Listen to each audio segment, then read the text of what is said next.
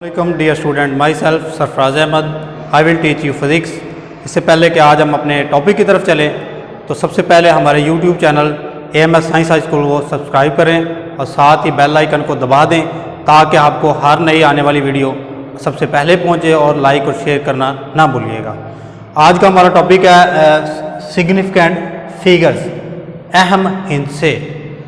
पिछले जितने भी रिलेटेड हमने टॉपिक पढ़े हैं वो सब का लास्ट पे टॉपिक है और इस ये एग्जामिनेशन पॉइंट ऑफ व्यू से एक लॉन्ग क्वेश्चन भी बन सकता है और इसमें शॉर्ट क्वेश्चन भी आ सकता है। तो डेफिनेशन से सबसे पहले चलते हैं। Definition: all accurately noun digits and first doubtful digits in an expression is called significant figures. अगर उर्दू में बात करें तो किसी भी पैमाइश में तमाम दुरुस्त मालूम हिस्से और पहला मशकूक हिस्सा कहलाता है, नुमाया हिस्से कहलाते हैं। इसको नुमाया हिस्से भी कह सकते हैं, अहम हिस्से भी कह सकते हैं, जो आपकी मर्जी है। अब मैं डेफिनेशन को समझाने के लिए एक मेजरमेंट सामने लिखी है 443.5 सेंटीमीटर। ये फ़र्ज़ करें आपके पास फिजिक्स की बुक है, मैंने उसकी एज यूजुअल लिख दी है, मैंने इसकी पैमाइश लिख दी है। तो हम उसके डेफिनेशन की बात करते हैं। अगर ये आपके पास मेजरमेंट्स आ गए, मेजरमेंट्स में ये आपके पास 4, 3 ये सारे के सारे क्या हैं? एक्यूरेटली नाउन डिजिट्स हैं। 4, 3 एक्यूरेटली नाउन डिजिट्स है और ये 5 हमारे पास फर्स्ट डाउटफुल डिजिट है। इसकी जगह पे 5 भी आ सकता है, 3 भी आ सकता है, 2 भी आ सकता है, 1 भी आ सकता है। तो ये क्या हमारे पास डाउटफुल डिजिट है, यानी कि accurately noun digits and first doubtful digit in an expression is called significant figures. Significant figures के बेसिकली 3 रूल्स हैं। एक पहला है जी क्वालिटी ऑफ मेजरिंग इंस्ट्रूमेंट, यानी कि जो जिस आले से आप लोग सिग्निफिकेंट फिगर्स को पैमाइश कर रहे हैं किसी भी वैल्यू की, तो किसी भी चीज़ की, तो वो आला कितना दुरुस्त है, उसकी क्वालिटी क्या है, वो सही है कि नहीं सही, अपडेटेड फॉर्म में है, पुराना है। उसके बाद दूसरा है स्किल्स ऑफ द ऑब्जर्वर, जो आप लोग मुशाहिदा करने वाला है, जो ऑब्जर्व करने वाला है, यानी कि जो बंदा पैमाइश कर रहा है उसकी स्किल्स क्या है, आया कि उसको पैमाइश करने का पता है, उसको अपडेटेड फॉर्म को पता है, इंस्ट्रूमेंट को यूज़ करना आता है कि नहीं आता। नंबर 3 है नंबर ऑफ ऑब्जर्वेशन मेड, कि आप अपनी ऑब्जर्वेशन कितनी लेते हैं। नंबर ऑफ ऑब्जर्वेशन मेड यानी कि ये नंबर ऑफ ऑब्जर्वेशन आप फिजिक्स में अगर प्रैक्टिकल की बात करें उस हवाले से ही है कि मिनिमम 3 आप रिक्वायरमेंट ले सकते हैं मेरे। उसके बाद 5, 7, 9, 11 आपने ताक की रेशो में लेनी है। फॉर एग्जाम्पल आपके पास 3 स्टूडेंट्स हैं, उनकी मेजरमेंट्स की अगर बात करें तो इसी की अगर ले लें, एक स्टूडेंट्स की आती है जी 4.35 सेंटीमीटर, एक स्टूडेंट की आती है 4.42.4 सेंटीमीटर, एक स्टूडेंट की आती है 4.3.3 सेंटीमीटर। अब इसमें अगर देखें सबका 43 आ रहा है। 43 इट मीन्स दैट 9 डिजिट्स है। और अगर नेक्स्ट डिजिट्स की बात करें, एक का 5 आ रहा है, एक का 4 आ रहा है, एक 3 आ रहा है, इट मीन्स दैट ये इसका डाउटफुल डिजिट है इसी एक्सप्रेशन का। तो जब हम इसका एवरेज निकालते हैं, तीनों को सम अप करके 3 पे डिवाइड कर देते हैं, तो वो आपकी एवरेज वैल्यू यानी कि estimated value correct, almost correct value आ जाती है। तो ये इसके 3 फैक्टर्स हैं। इन फैक्टर्स की बिना पर हम मेजरमेंट्स करते हैं। अगर इन फैक्टर्स में कोई एक फैक्टर भी मिसिंग हो तो आपकी मेजरमेंट्स कभी भी दुरुस्त नहीं आती। अब अगर फैक्टर्स के बारे में पूछा जाए तो 3 फैक्टर्स लिखने हैं। समटाइम स्टूडेंट्स को फैक्टर्स के बारे में पूछा जाता है तो वो रूल्स लिख देते हैं। अब रूल्स बेसिकली और चीज़ है और ये फैक्टर्स और चीज़ है। इसी तरह अब हम रूल्स की तरफ चलते हैं कि इसको सिग्निफिकेंट फिगर्स के रूल हैं क्या। अब इसके रूल्स को मैं लिख तो नहीं सकता, लेकिन मैं आपको पढ़ के सुना रहा हूँ और साथ में आपको बयान कर देता हूँ। इसका फर्स्ट रूल है जी, non zero digits are always significants. कहते हैं नॉन जीरो डिजिट्स किसी भी मेजरमेंट्स में नॉन जीरो हिस्से, जो जीरो के अलावा जितने भी हिस्से होते हैं वो अहम होते हैं। फॉर एग्जांपल मैंने उसकी पहली स्टेटमेंट के मुताबिक कि एक हिस्सा लिखा 272। अब अगर इसमें कोई भी नॉन जीरो हिस्सा नहीं है, अब ये तीनों ही क्या है, अहम है, तो इसकी तादाद फिर कितनी हुई? 1, 2, 3। ये अहम हिस्से की तादाद कितनी है जी? 3 है। इसके मुताबिक जितने मर्जी अगर आप डिजिट्स लिख लें, वो क्या है जिसमें नॉन जीरो होंगे वो सबसे पहले क्या होंगे जी? अहम होंगे। दूसरा रूल पढ़ते हैं। दूसरा रूल है जी, 0 between 2 significant figures are also significant. 2 numbers के दरमियान, 2 नॉन जीरो नंबर के दरमियान जब 0 आ जाएगी तो वो भी क्या है? अहम है। मिसाल के तौर पर 2705। अब रूल्स के मुताबिक ये है कि पहले रूल में तो ये था कि ये नॉन जीरो डिजिट्स पहले ही अहम होते हैं। अब रूल्स के मुताबिक, दूसरे रूल के मुताबिक अगर दो नॉन जीरो हिस्सों के दरमियान जीरो आ जाए तो वो भी अहम है। अगर अब काउंट करें तो अब कितने हो गए, 1 2 3 4, तो ये क्या है आपके सिग्निफिकेंट फिगर्स की स्ट्रेंथ कितनी बन गई, 4। अब नंबर 3 की तरफ चलते हैं। Final zeros are ending zero on the right side in the decimal fraction are significant, यानी कि जो आपके पास स्टेटमेंट दी होगी, जो आपके पास मेजरमेंट्स आ गई है, उसमें जो फाइनल जीरो होगा लास्ट पे राइट साइड पे जो जीरो होगा वो भी क्या है, अहम होता है।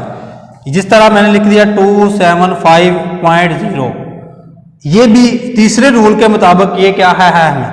नॉन जीरो हिस्से तो पहले ही अहम है, अगर जीरो राइट साइड पे आ जाए तो फिर भी अहम है, अगर दरमियान में आ जाए तो फिर भी अहम है। अगर इनकी बात करें अगर स्ट्रेंथ की तो 1 2 3 4, तो ये भी क्या है, 4 है।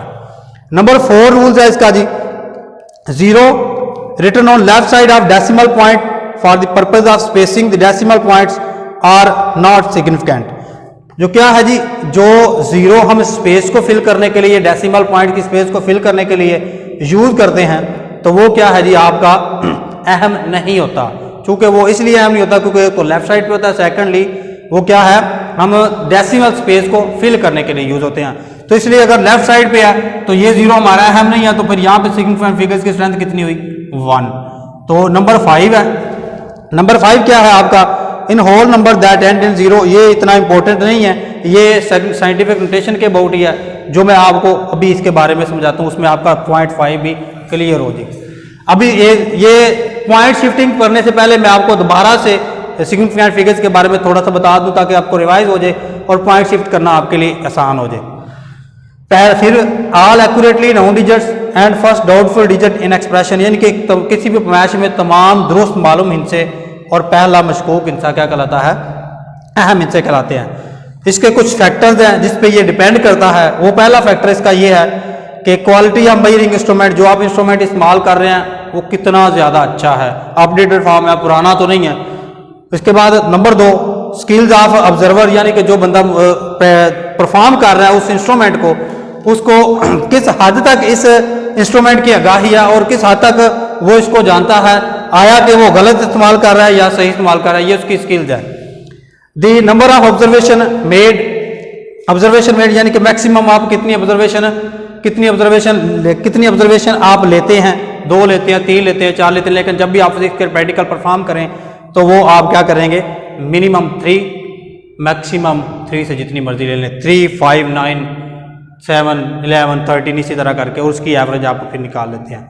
रूल्स के बारे में आपको दोबारा से बता रहा हूँ कि पहला रूल उसका ये था कि जो नॉन जीरो हिस्से होते हैं किसी भी पैमाइश में वो हमेशा अहम होते हैं। जिस तरह अब इसमें कोई भी नॉन जीरो हिस्सा नहीं है, ये क्या है, अहम है। दूसरा रूल ये था जी, जब 2 नॉन जीरो हिस्सों के दरमियान जीरो आ जाती है तो वो भी अहम होती है, तो उनकी स्ट्रेंथ टोटल 4 होती है। तीसरा रूल ये था कि 2 नॉन जीरो हिस्सों के बाद जो जीरो होती है, यानी कि फाइनल जीरो जिसको कहते हैं, या जो राइट साइड पे जो जीरो होती है, एंडिंग जीरो होती है, वो भी क्या होती है, अहम होती है। नंबर 4 पे जो आपका क्या है, डेसिमल पॉइंट को फिल करने के लिए जीरो लगाई जाती है, या लेफ्ट साइड पे जो जीरो होती है वो अहम नहीं होती। अब मैं आपको पॉइंट शिफ्ट करना साइंटिफिक नोटेशन में थोड़ा सा इसके बारे में बताया था, इसी टॉपिक में इससे रिलेटेड था, इसलिए मैंने कहा इसमें इसका पॉइंट शिफ्ट जब भी आपने करना है राइट टू लेफ्ट, तो तब भी आपकी जो 10 रेज़ पावर है वो right to left point shift करते हुए पॉजिटिव आएगी। जब आपने लेफ्ट टू राइट करना है, तो तब आपकी जो पावर है 10 रेज़ माइनस में आएगी। तो वो आपको 1-2 एग्जांपल से इजीली मैं समझा देता हूँ। जिस तरह आपके पास बहुत सारी बड़ी वैल्यूज है, 2 7 3 4 000, हम कहते हैं कि इसको स्टैंडर्ड फॉर्म साइंटिफिक नोटेशन में लिखें। तो सबसे पहले स्टैंडर्ड फॉर्म और साइंटिफिक नोटेशन में लिखने से पहले आपको ये पता होना चाहिए कि जो वैल्यू आपके पास लिखी हुई है इसका पॉइंट कहाँ पे है। तो पॉइंट देखते हैं, पॉइंट अगर जिसका पॉइंट नहीं होता उसका पॉइंट लास्ट में होता है। तो पॉइंट लास्ट पे है, हमने पहले रूल के मुताबिक कि राइट टू लेफ्ट मूव करना है। अब यहां से पॉइंट को शिफ्ट करना है और यहां पे लेके आना है। पहले नॉन जीरो हिस्से पे जब भी पॉइंट को स्टैंडर्ड फॉर्म में लिखना है, पहले नॉन जीरो हिस्सों पे हमने शिफ्ट करना है। यहां से पॉइंट शिफ्ट किया, 0 से उठा के 2 के बाद में हमने शिफ्ट किया। और जब भी हमने साइंटिफिक नोटेशन में लिखना है, फिर जो जीरोज आएंगी नॉन जीरो के बाद, फिर वो हम स्किप कर देंगे क्योंकि वो 10 की पावर में चली जाएगी। तो यहां से अगर पॉइंट शिफ्ट करना है तो हम डिजिट्स काउंट करेंगे 1 2 3 4 5 6। It means that 2 7 3 4 multiply 10 raise 1 2 3 4 5 6। अब ये प्लस का आएगा इसलिए क्योंकि रूल में हमने पढ़ा राइट टू लेफ्ट जब पॉइंट को शिफ्ट करना है 10 ट्रेज तो क्या आएगी प्लस में, तो ये प्लस आएगा। अब इसी तरह कोई भी एग्जांपल आप इसी तरह कोड कर सकते हैं। एक एग्जांपल और करते हैं प्लस वाली जिसमें पॉइंट मेंशन हो। अब मैं आपके पास लिखा है जी 37.2, इसको हमने स्टैंडर्ड फॉर्म में जब मेंशन करना है लिखना है तो इसका पॉइंट हमारे पास पहले ही गिवन है। अब पॉइंट को हमने बेसिकली स्टैंडर्ड फॉर्म में लेके आना है पहले नॉन जीरो हिस्सों के बाद, राइट टू लेफ्ट ही मूव करवाते हैं यहां से यहां तक। अब यहां से पॉइंट यहां पे शिफ्ट किया 3.72 मल्टीप्लाई 10 ट्रेज, जितने डिजिट मूव करेंगे उतने डिजिट 10 की पावर आ जाएगी। 1 डिजिट मूव किया 10 की पावर 1, एक को लगा दें तो भी ठीक है, ना लगाए तो भी ठीक है, किसी की भी वैल्यू कुछ भी ना हो तो उसकी वैल्यू 1 होती है। अब नेगेटिव की बात करते हैं लेफ्ट की, जब पॉइंट को लेफ्ट से राइट की तरफ लेके जाना है। मेरे पास ये जो आपने लिखी है इसी की हम बात कर लेते हैं 0.03। हम कहते हैं कि इसको हमने स्टैंडर्ड फॉर्म में लिखना है, साइंटिफिक नोटेशन में लिखना है। साइंटिफिक नोटेशन से आपने सबसे पहले ये देखना है कि हमने पॉइंट को शिफ्ट करना कहाँ पे है। पॉइंट तो गिवन है, पॉइंट शिफ्ट करना है हमने पहले नॉन जीरो हिस्से पे, ये तो जीरो है, यहाँ पे शिफ्ट करेंगे 3 के बाद, तो यहाँ पे शिफ्ट करने के बाद यहाँ पे लेके गए 3.0 लगाना है तो भी ठीक है, ना लगाना है तो भी ठीक है, मल्टीप्लाई 10 ट्रेज। अब जितने डिजिट हम मूव कर रहे हैं, अब बात हो रही है लेफ्ट टू राइट की, not left right to left. जब लेफ्ट टू राइट जा रहा है तब आपकी पावर माइनस में आनी है, तो ये आ जाएगी -2, 1 2 डिजिट मूव किए, ठीक है जी। इसी तरह एक और एग्जाम्पल मेंशन कर लेते हैं 0.00012। तो इसी तरह इसी को भी सबसे पहले स्टैंडर्ड फॉर्म में लाने से पहले, साइंटिफिक नोटेशन में लिखने से पहले आपको ये पता होना चाहिए इस पॉइंट को हमने शिफ्ट कहाँ पे करना है। इस पॉइंट को हमने शिफ्ट करना है 1 के बाद, एक नॉन जीरो पहले नॉन जीरो हिस्से के बाद। तो यहां से पॉइंट को शिफ्ट करेंगे, जितने डिजिट मूव करते जाएंगे उतने डिजिट इसकी पावर आ जाएगी 1 2 3 4। 1.2 मल्टीप्लाई 10 ट्रेज 4।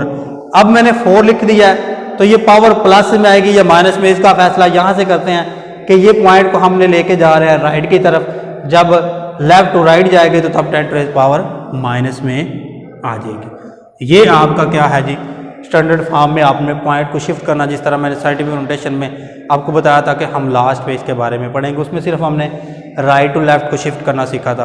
अब ये आपका शॉर्ट क्वेश्चन भी आ सकता है, MCQs भी आ सकता है, इससे रिलेटेड आपको कोई भी आपको क्वेश्चन आए, ये आपको फर्दर क्लासेस में और जब आप क्वेश्चन सॉल्व करेंगे न्यूमेरिकल सॉल्व करने में उसमें सबसे ज़्यादा फायदा देगा। इसके बारे में कोई भी स्टूडेंट का क्वेश्चन हो तो वो कमेंट्स में आप लिख दीजिएगा। बहुत शुक्रिया, अल्लाह हाफिज़।